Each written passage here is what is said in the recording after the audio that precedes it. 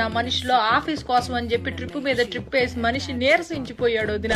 అందుకే ఈ దేశంలోనే అదేదో ఊరమ్మా గోవా వెళ్తున్నాడు ఈ మధ్యన. ఆ ఊరు కంటే ఈ ఊరు ప్రయాణం సులువుట, చిటుక్కుమంటూ వెళ్తాడు వదిన. లగేజీ కూడా పెద్దగా ఏం ఉండదు వదిన, 2 నిక్కర్లు పట్టుకెళ్తాడు. నిక్కర్లు ఏందయ్యా అంటే ఫారినర్లతో మీటింగ్ రాజ్యం, మామూలు విషయం కాదు, ఫ్యాషన్ గా ఉండాలంటాడు. ఫ్యాషన్ అని అల్లాడిపోతా ఉంటాడు మనిషి. ఆ ఊరు వెళ్ళేటప్పటికి ఒక్కసారి కూడా ఫోన్ కలవదు వదిన, ఎప్పుడు చూసినా స్విచ్ ఆఫ్ అని వస్తుంది. ఏందండి స్విచ్ ఆఫ్ అంటే? రాజ్యం, నేను చాలా లోతెట్టు ప్రాంతాల్లో ఉంటా, నాకు ఫోన్ చేయడానికి ప్రయత్నించబాక, మీకోసమేగా ఇదంతా అంటాడు.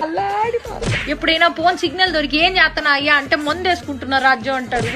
మందు కాదయ్యా, మందులు వేసుకుంటున్నా అనాలి. పని ధ్యాసలో పడితే ఈ మనిషి ఏం మాట్లాడతాడో తెలియదు, అల్లాడిపోతా ఉంటాడు. నువ్వు నా మొదటి పెళ్ళానివి, నా 2వ పెళ్ళంతో నేనున్నాను ఇప్పుడు గోవాలో అన్నాడు. బీపీ డౌన్ అయిపోయింది వదిన నాకు.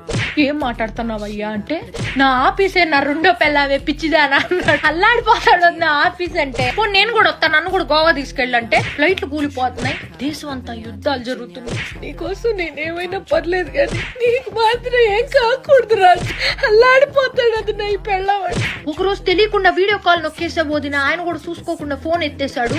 చూస్తే గుప్పు మన నోట్లోంచి పొగలోదిన. ఊరిని అమ్మ ఏంది పొగలు అంటే, ఎముకలు కొరికే చలి రాజ్యం గోవాలో, అందుకే నోట్లోంచి పొగలు వస్తున్నాయి అన్నాడు. అల్లాడిపోతున్నాడు. ఆఫీస్ లో అందరూ ఇన్ని చిన్న పిల్లల్లా చూస్తారంటోదిన. నేనన్నా అందుకే కదా నీకు ఆఫీస్ లో లేడీస్ అందరూ బేబీ అని మెసేజీలు పెడుతున్నారు అంటే, రాజ్యం నీ బుర్రలో మామూలు గుజ్జు లేదు రాజ్యం, నువ్వు చదువుకుని ఉంటే కలెక్టర్ అయ్యేదాన్ని. మరి పిల్లం కోసం ఇంత అల్లాడిపోతారా ఎవరైనా? మొన్న పిల్లాన్ని వేసుకుని కుబేరా సినిమా చూద్దాం థియేటర్కి వెళ్తే కార్నర్ సీట్ లో ఆయనను ఆఫీసులో ఆమె కూర్చుంటే ఏందండి అని అడిగితే,